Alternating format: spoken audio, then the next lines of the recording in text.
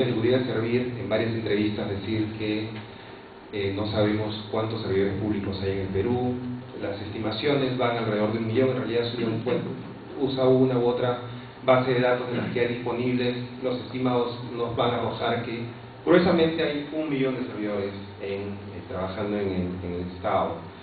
Sin embargo, no sabemos exactamente dónde están, qué saben hacer, qué no saben, quién trabajó antes dónde.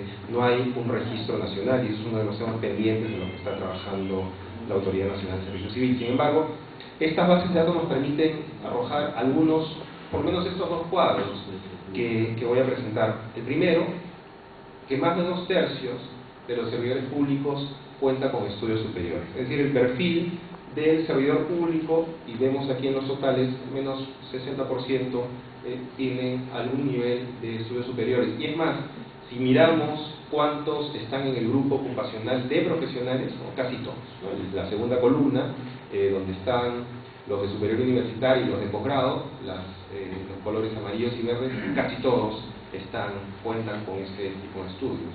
Son muy pocos los que cuentan solo con educación básica y lo mismo con superior no universitaria. Suena lógico que técnicos auxiliares no tengan educación superior, sin embargo, no son pocos los técnicos auxiliares que también cuentan con algún nivel de estudio superior. Cuando vemos esto por algunas de las carreras más especializadas, profesionales y asistenciales de la salud y profesores, encontramos lo mismo. Entonces uno diría, parece que cuando se habla de profesionalizar la gestión pública estamos llegando tarde, porque ya está más o menos profesionalizada, por lo menos en etiqueta, ¿no?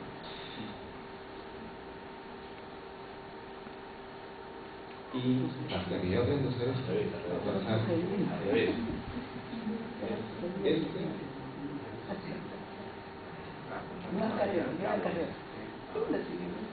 Ok, ahora sí, no voy a mover esto otra vez.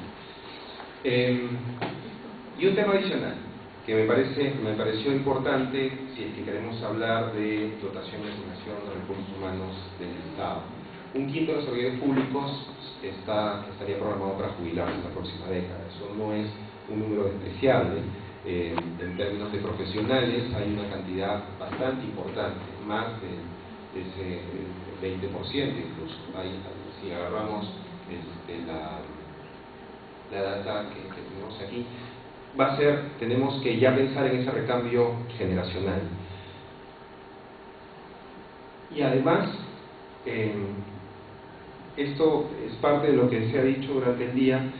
Sabemos que el acceso a educación superior ha crecido monstruosamente, no es casualidad el adjetivo, en los últimos años, en las últimas décadas.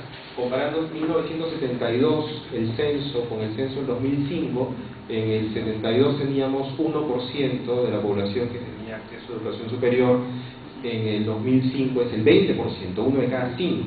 Es decir, es una cantidad bastante significativa la de profesionales o de gente que accede a educación superior. Y es más, esto se condice, la demanda por educación superior se multiplicó 8 veces. Esta es la comparación entre postulantes e ingresantes desde el año 70 hasta el 2005. Y vamos a ver que la línea está medio rosada, la proporción de gente que queda fuera, en realidad es más o menos la misma. Es decir, a pesar de que la demanda se ha multiplicado varias veces, la oferta ha reaccionado, por lo menos en términos de cantidad, correspondiendo con esa presión, correspondiendo con esa demanda.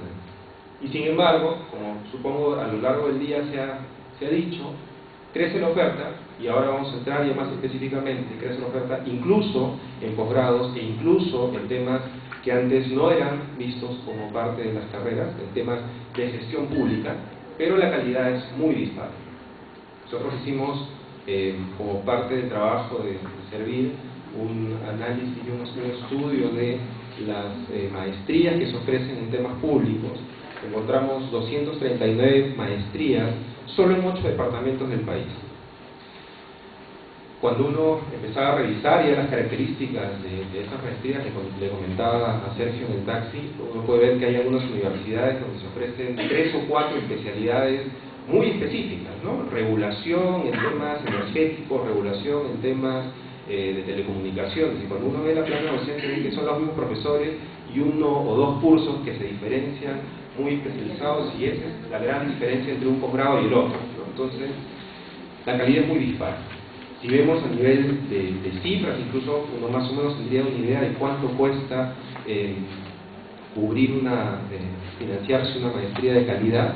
ESAN, en un estudio que hizo el año pasado, encontró que 2 de cada 3 maestrías en asuntos públicos costarían menos de $2.000. Nosotros, en un estudio que hicimos casi en paralelo, encontramos que había maestrías desde 500 soles hasta $20.000, ¿no? Claro, ese rango ya es demasiado grande, me parece. Entonces, la heterogeneidad en rango, en términos de costo, evidentemente va a tener un reflejo también en términos de la calidad esperada y por lo tanto de la formación que se le ofrece a los servidores públicos, en este caso a los que aspiran o aspirarían a dedicarse a la función pública.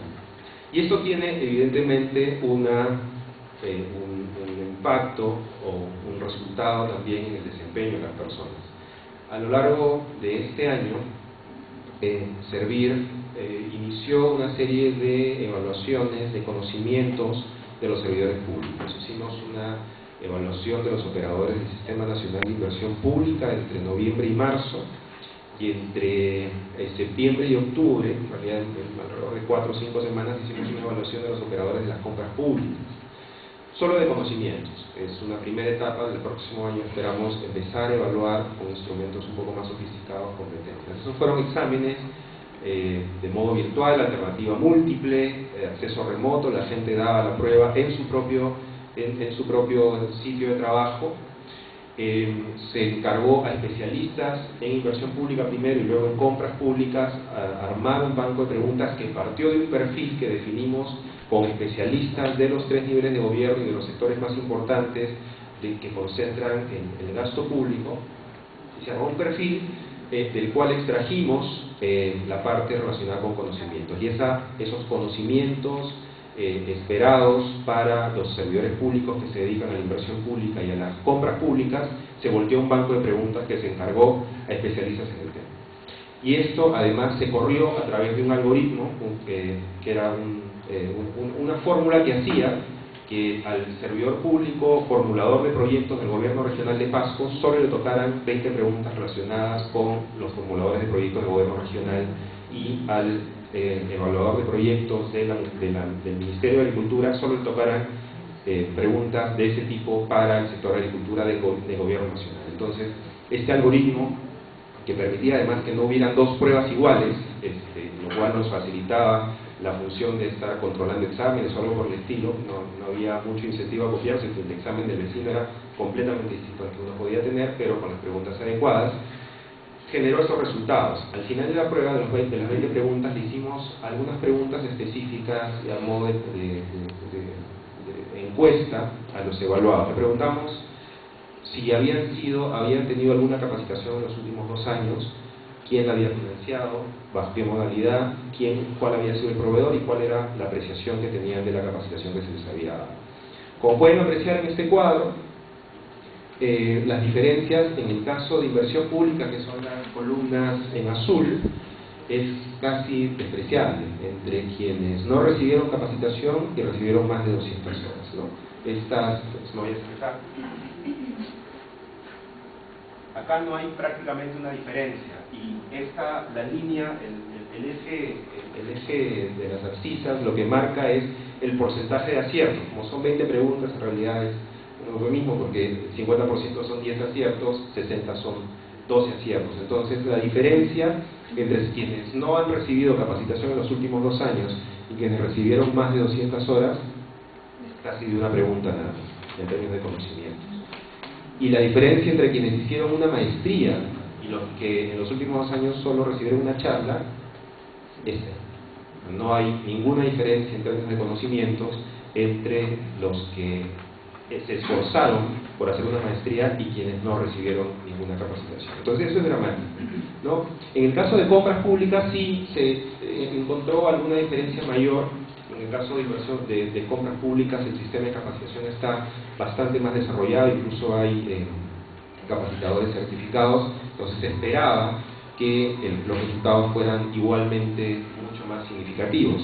Sin embargo, en los últimos años, como probablemente ustedes saben, la inversión que se ha hecho, no solamente por parte del Estado, sino incluso de la cooperación internacional, en capacitar a la gente de inversión pública, y ustedes seguramente han escuchado, como siempre se habla más del SNIP, etc. Entonces ha habido muchos recursos puestos alrededor de mejorar las capacidades de inversión pública, pero eso no se ha visto reflejado en una mejora en el desempeño, por lo menos medido como conocimientos. Evidentemente esto no está midiendo competencias ni cuán bien realizan su trabajo en el día a día estas personas, pero esto puede ya darnos una señal de que esa calidad de oferta no está correspondiendo con lo que uno podría esperar de mejora de los conocimientos de estas personas. Para hacer el cuadro un poco más complejo y dramático, bueno, en las últimas semanas se ha venido discutiendo los temas de remuneraciones en el sector público, no voy a entrar a detalle con eso, pero lo que sí es cierto es que las personas que ingresan a cumplir función pública y que han ido a la universidad sufren un castigo en su remuneración, ¿no? Acá podemos comparar los retornos entre gente que trabaja en el sector público y gente que trabaja en el sector privado que ha recibido o que ha accedido a educación superior, y ya podemos apreciar algunas diferencias. Y estas diferencias, cuando empezamos a ver con mayor detalle por años, son mayores, ¿no? Y esos son los ingresos o el castigo promedio. Pero acá lo que es importante es que se encuentra lo que se encuentra usualmente en el país. No es muy distinto a otros países, pero en el caso peruano lo que se encuentra en términos de remuneraciones es que los castigos además suelen ser mayores a medida que uno va escalando más alto en la jerarquía o en los niveles de dirección de las entidades públicas. Entonces hay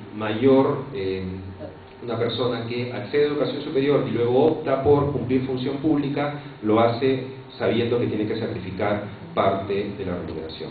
¿Y por qué menciono esto?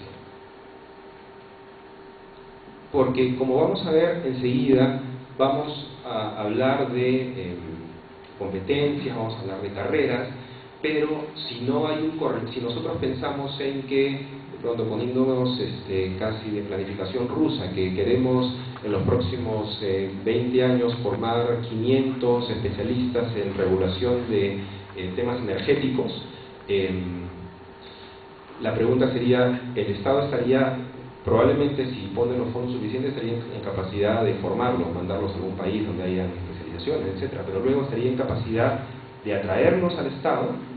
Lo más probable es que ocurra lo que está ocurriendo actualmente, que es que las empresas privadas se los van a llevar, ¿no? Entonces hacemos un subsidio a la empresa privada, los capacitamos, los formamos, pero luego no hay los suficientes incentivos para retenerlos y las personas terminan yéndose.